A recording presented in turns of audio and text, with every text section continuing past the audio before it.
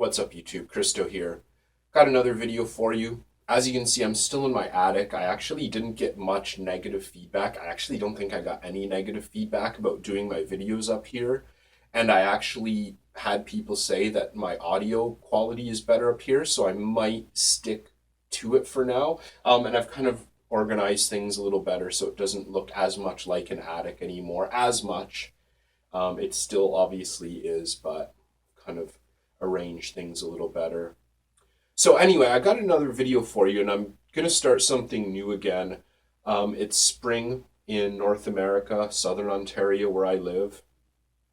And in the last little over a year, I've been in Canada, back in Canada. I've definitely become really appreciative of fragrances for transitional seasons, i.e. spring and autumn. I used to live in Indonesia where it was basically perpetual summer. We had pretty much the same temperature, same humidity all year round. It would get a little bit cooler, a little bit hotter, but we really never had anything, like 10 degrees, like you would get in the spring, or, nothing like that. It was pretty much always around 30 to 32. Sorry for my American friends. I'm not really big on Fahrenheit, so you'll have to do a quick conversion. But yeah, I'm definitely learning to appreciate these. I guess I start to see how much more versatile they are than perhaps summer and winter fragrances. Now, without a doubt, my favorite fragrances are fall fragrances. I love them. I wore them pretty much all year, all autumn and winter this year, but we had a pretty mild winter, so I was able to get away with it pretty easily. But I'm really happy to be talking about spring fragrances. It's my first spring list. So what I'm going to do, something different for my channel at least, is instead of just doing reviews or instead of just doing a top 10 list, I'm going to mix them and do a top 10 review list. So my review for today, Carthusia's Aria di Capri, will be my number 10 position. So I'm going to review them all the way up to number 1, my best fall fragrance for 2016. Okay, so that's how it's going to work. It's going to take a little time, but it's something different for my channel. I'm kind of getting tired of the same old formats and trying to play with them a little bit here. So let's get into the review here. Aria di Capri EDT. There is an EDP version which is available in 50 ml only. This is 100 ml, and there is a 50 ml available of this as well. So just so you know for that, I'm only going to talk about the EDT. I have no experience with the EDP whatsoever. Notes for this one are florals, especially mimosa. Little tiny bit of jasmine in there, but a lot of heady yellow flowers. Citrus, I would say green citrus, definitely some lemon in there, but I would say more some lime or bergamot. And then for base, I get kind of a clean, soft, warm amber. Nothing outrageous, nothing, like Amber Absolute, but just kind of like a soft, warm amber in the base. Now, what does this fragrance make me think of? Well, it makes me think of a beautifully landscaped, lush garden that you would find in some huge estate somewhere on the Mediterranean, most likely in Italy or Capri. It just reminds me of walking out in, the middle of the spring, or, when all the flowers and all the citruses are starting to bloom and grow. So you just get whiffs of all these different exotic flowers, and you get whiffs of all these different colored citruses, and then you lay that down on kind of like this warm, soft amber bed, and that's kind of what I get out of this. I really enjoy this a lot. I compared this before in a head-to-head with Chanel No. 5 EDT. I've worn this one much more since then, and I can say that I think they're a little bit further apart than I initially thought, but there's definitely, without a doubt, some similarities between the two, especially like the heady florals, especially the jasmine. But since this one is more of a mimosa, they are quite different. So if you are familiar with Chanel No. 5 EDT and you like it, you're looking for something maybe a bit more modern, maybe a bit more citrusy, definitely this is worth checking out. Now, in terms of performance on this, the opening is a really nice burst of florals and citrus. I get pretty decent projection for about an hour, and then it sits really close to the skin. So for projection, I think it's just kind of average. Which, you know, in spring and summer, I think you can get away with things projecting a little bit more because it's, you know, usually a fresher, cleaner fragrance rather than something super sweet and cloying. I think it's ample. Maybe I'd like a little bit more, but it's okay. It's kind of standard. Longevity for this one, unfortunately, yeah, it's not that great. If I get over 5 hours out of this, it's a lot. Usually by the 4 hour mark, there's just like slight remnants of like the soft, warm amber. It's pretty much about all you get.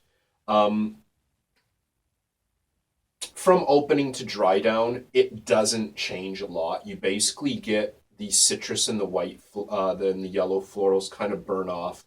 Just leaves that kind of little amber base at the bottom. Yeah, I kind of wish it lasted longer. I do wish it projected longer, and that's kind of why I put it in 10th place. Definitely no slouch, though. If you have no qualms with that kind of performance, worth checking out. Price for this one. It was kind of hard because in North America, where I usually like to keep the standards, it's not available as readily as I was hoping in 100 ml. There were 50 ml bottles for about $80, and other counterparts for the EDT 100 ml line from Carthusia were about 120 US or about 130 Canadian. So I'm going to kind of put those as a standard. If you're looking for this in North America, you're going to be looking about $120 to $130 for 100 ml, which honestly is really not a bad price. Availability in general in this one isn't great, but it's definitely easier to find than a lot of indie niche houses. You can get it at, well, the Carthusia line is available from the Perfume Shop in Canada. It's available from Lucky Scent in the USA. In Europe, of course, it's going to be available directly through Carthusia, as well as, I assume, numerous local sites. As you can see, I actually have 2 bottles of this. It's kind of an interesting story. I bought the last bottle in the boutique in Jakarta, and they're no longer affiliated with Carthusia, so the sales assistant gave me the tester. There's the price on the back and everything. So that was pretty cool. She knew how much I liked it. I tried it the first time. I was like, wow, this smells like number 5, but, you know, more wearable, perhaps less feminine. And she's like, yeah, a few people say that. And I bought the bottle a couple weeks later, and she kind of slipped this slyly into the bag. And when I got out, I opened it up and it's, oh wow, she handed me the tester without knowing, which was pretty cool. In terms of gender on this one, I believe it is marketed for women, and I would definitely say there is more of a feminine vibe to it, just with all the white, or with the florals, white florals, yellow florals. I definitely know guys that like this and enjoy it, but for the most part, I see this definitely appealing more to the feminine side. But if you want something that's fresh and floral and you don't really care about gender too much, check it out. It's definitely not like your typical girly, fruity, floral kind of thing. Occasion, great for casual. I think this is just the kind of thing I can put a few sprays on and, you know, go run some errands. I can put a few sprays on after I get out of the shower. I can put a few sprays on before I go to bed. Can't really see myself wearing this to work as much, maybe because it doesn't last as long and it's not a real heavy hitter or anything like that. But I think it's a pretty good kind of all bases covered casual kind of fragrance. Overall positives for this. Unfortunately, it seems to be sold out or not available, readily available in North America, but it is easily available online when it's in stock, if that makes sense. It's not impossible to get a hold of, basically, is what I'm saying. If you're a fan of number 5, any of them, this is kind of a nice, more modern, bit more floral heavy version, I would say. More citrus for sure. Uh, I think this could be totally unisex. So if you want to share this between, you and your partner, I think it would be great for spring, of course, as well. This would totally work in, a cooler night setting in the summer, I think. So I think it'd be fairly versatile for the warmer months of the year. Definitely not going to be many people wearing this. Very few people even know of Carthusia, and Aria di Capri, I wouldn't even say is their most popular offering either. Negatives for this: if you're not into florals, you're probably not going to like this. As well, if you're not into mimosa, you're probably not going to like this either. The opening of this is quite heady, almost like a petrol feeling, just from all the abundance of yellow florals. Yellow florals have a very different feeling than white florals, as similar as some people might think. If you're a fellow and you're into more masculine fragrances, yeah, this is probably going to be too feminine for you, but check it out still because it's a great fresh fragrance. Unfortunately, it doesn't seem to be readily available in North America in, the bigger size if you're someone like me who usually opts for the larger option.